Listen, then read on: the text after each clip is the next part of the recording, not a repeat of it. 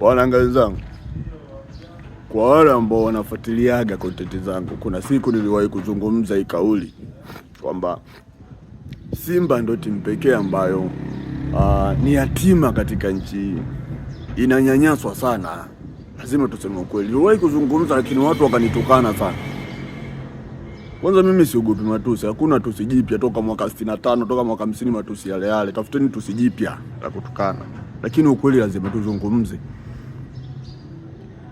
Haiwezekani msemaji kama Ally Kamwe anatukana viongozi wa bodi ya ligi na TFF, hakuna shida yote anachukuliwa. Kwa sababu ana kiburi sehemu, najua kuna mamlaka zipo zinamlinda.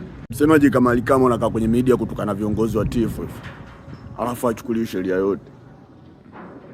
Anaanza kusema kama kuna mwanaume yote akate pointi za Yanga. Kwa TFF bodi ya ligi yote mashoga wale. Si wameshindwa kukata pointi za Yanga? Kwa hiyo ni wanawake, ndio tafsiri yake.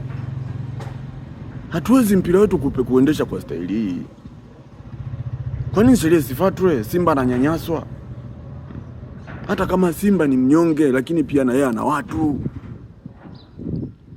Unaweza kumuona kichana pita barabarani pale ukasema huyu ni fala na watu, lakini mgonge na gari au uone kama hata kuna watu kutakuja kumsaidia.